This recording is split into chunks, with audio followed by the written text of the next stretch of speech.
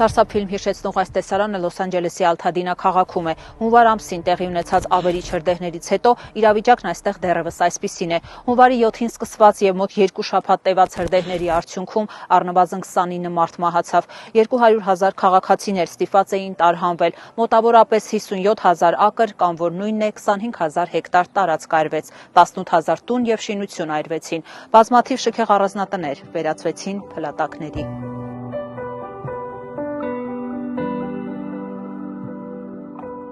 Ես ու Լենան ենք, քիշերը վերջին անսերն ենք, որ թողեցինք մենք փողոցը, մոտ 10:39 էր թողեցինք, բամ չի գար,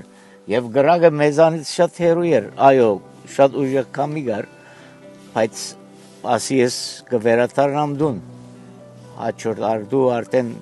վերադարձավ վարված տեսադունը։ Պաներգա որ փողը բիտ չի բերե, չի վերադարձնե։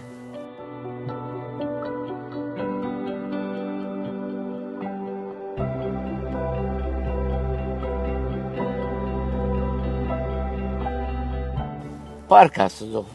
ամեն ձևով օգտագործություններ կդառնան որոշ բաներով, այսինքն չեն մեզ այդ ծևի չեն թողած, բայց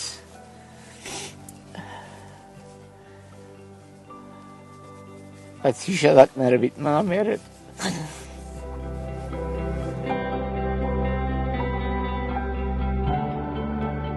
Պարոն Ռաֆին այն հազարավոր տուժածներից մեկն է, ում առանձնատունը մի օրում մոխրացավ։ Տուն, որտեղ 3 տասնամյակ երջանիկ ապրել էին եւ բնավ չէին պատրաստվում այլ վայր տեղափոխվել։ Մեր հայրենակցին պատահաբար հանդիպեցինք, իր այրված տունն էինք նկարահանում, երբ անցնելով այդ հատվածով եւ մեզ նկատելով որոշեց խոսել։ Չուր չի գար նախ, չուրի բագասություն գար, թողին որ այրի, աս բոլորը թողին իրենց աչքին առաջ այրի, բոլոր շրջանը այրեց։